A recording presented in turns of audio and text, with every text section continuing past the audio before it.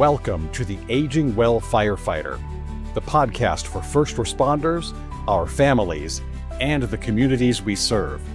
Whether you're on the front lines or standing with us, I'm here to help you fight wisely and age bravely.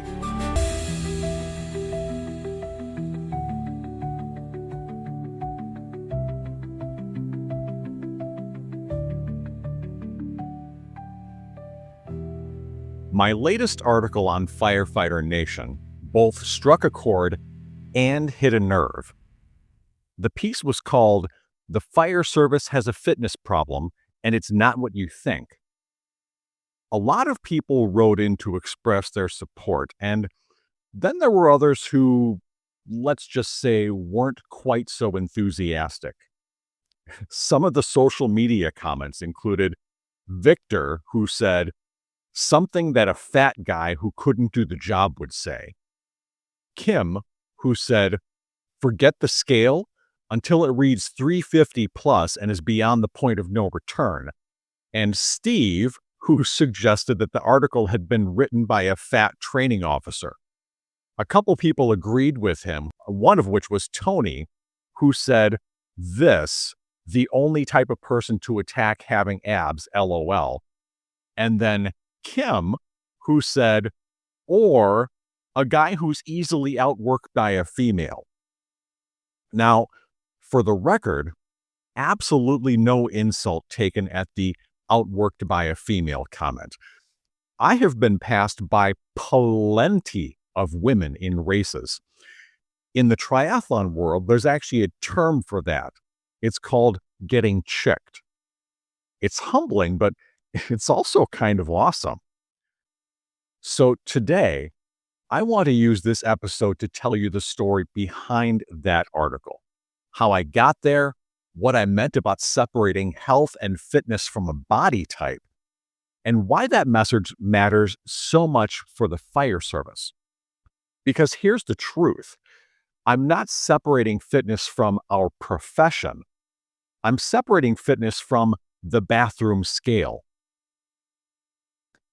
Now, if you'd told my high school gym teacher that I'd someday be coaching firefighters on wellness, he'd have laughed you out of the building and probably kicked you in the butt on the way out the door. You see, I was the nerdy kid, the one who dreaded PE, the one who got picked last, who hid behind the excuse slip. I wasn't just unathletic, I was actively avoiding movement. That didn't magically change when I became an adult. In fact, sedentary became my lifestyle, and by my 30s, I was obese. Then, my wife and I started the adoption process for our daughter, and reality hit. I wanted to be the kind of dad who could keep up, not the one who sat on the sidelines, but I didn't know where to start. About that time, some friends challenged us to a 12-week weight loss competition with cash on the table, and you know how motivating something like that can be. My competitive streak kicked in hardcore. I changed how I ate, I started exercising, and I learned everything I could about training and nutrition. By the end of those 12 weeks, I had lost a lot of weight. But what really changed was how I felt. I was stronger. I had endurance. I was sleeping better. I had confidence again. And the crazy part? Once the competition ended, I didn't stop. I got into running and triathlon, and suddenly, fitness wasn't about how I looked. It was about what I could do. Those were my first non-scale victories, long before I ever even used that phrase.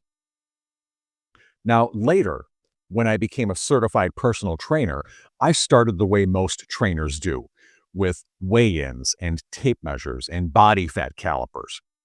But I also learned something important early on.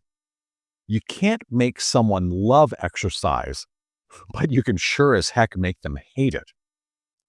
That hit close to home for me, because I was the kid who once hated it. That feeling of not being enough has shaped every part of how I coach now. A lot of clients walk into me fearful or embarrassed or frustrated. My goal isn't to cram them into some ideal mold. It's to meet them where they are and show them that movement feels good, that movement can fit their lives. And that philosophy of mine grew over time. At one point, I even interviewed at a chiropractor's office for a physical exercise specialist position. They asked a simple question: who's your ideal client? At the time, I was neck deep in triathlon. I thought I wanted to work with athletes, so I answered beginner to intermediate triathletes. A few days later, I got a nice email back thanking me for my time and telling me that I wasn't really a good fit for the position. And honestly, they were right. Because as I developed as a coach, I realized my real passion wasn't training competitors. It was helping the people who feel like fitness has let them down. The ones who are returning after years away, the ones who think they don't belong because of how they look or how long it's been. And that's where the magic happens.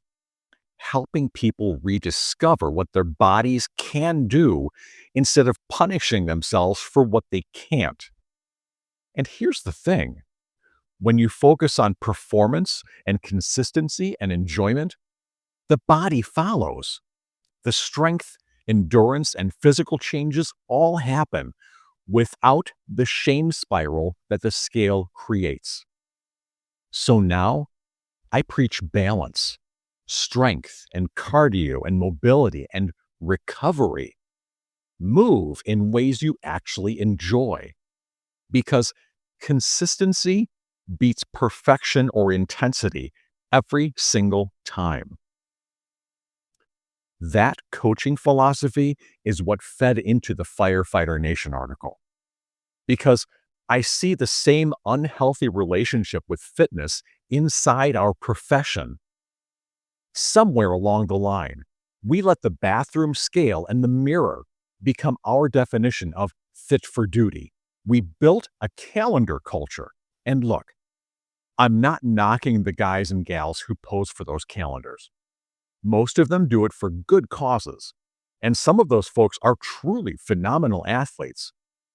But those images have shaped expectations that have nothing to do with the job. Six-pack abs don't pull hose. Carb cycling and crash diets won't carry patience. Being fit for duty, truly fit for duty, means having the stamina to climb stairs in full gear, having the strength to lift a partner or a patient, having the focus to make smart decisions under stress, and having the health to survive long enough to retire and enjoy that retirement. That is real fitness.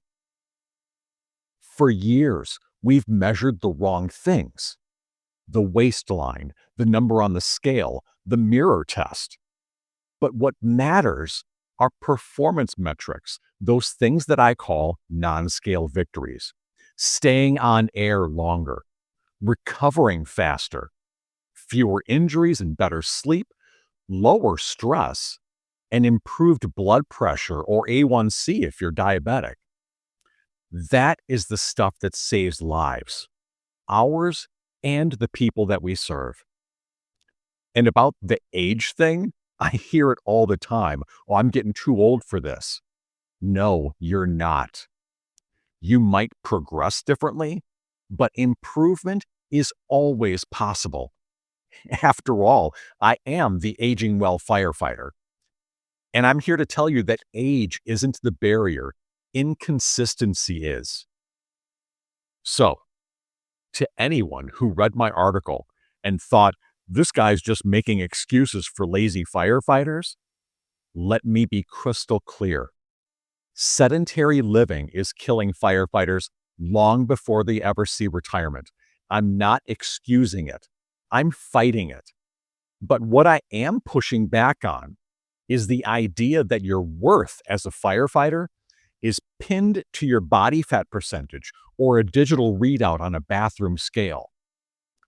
Separating fitness from the scale isn't lowering standards. It's raising the right ones. It's saying we should measure what truly matters: readiness, durability, and health, not how well someone fits a marketing image. And to those who said this was written by a fat training officer, well, you're partly right.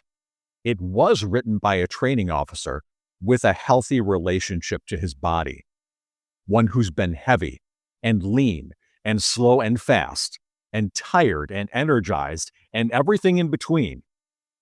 But through it all, I have learned that strength and endurance and purpose don't depend on a single number, and especially not the number on the scale. Look, every firehouse has different fitness levels. What unites us isn't a uniform body shape, it's a shared mission. And my job as a coach is to help people move and live and last long enough to keep serving that mission.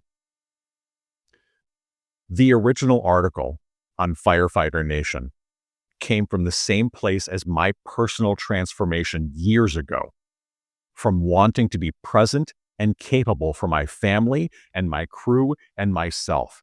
And I don't care what your scale says.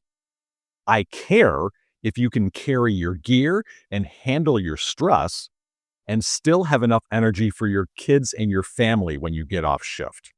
That is what redefining fitness means. So here's my challenge. On your next PT day, don't just test how much you weigh, test how you move. Track how quickly your heart rate comes down after a climb. Notice how you recover, how you sleep, how you handle that next stressful call. Because those are the metrics that matter.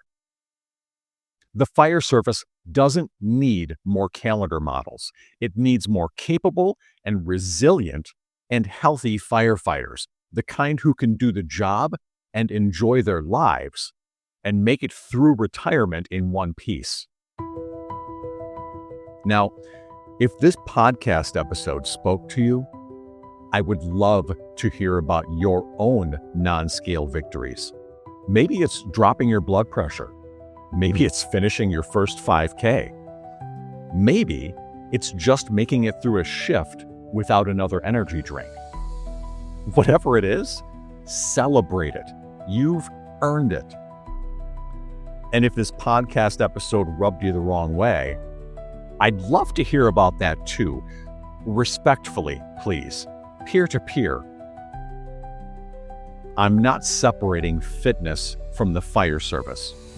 I'm separating fitness from the scale. Because six-pack abs don't save lives, capability does. Fitness isn't what you weigh, it's how well you live. I want to thank you for listening today. And until next time, fight wisely, age bravely,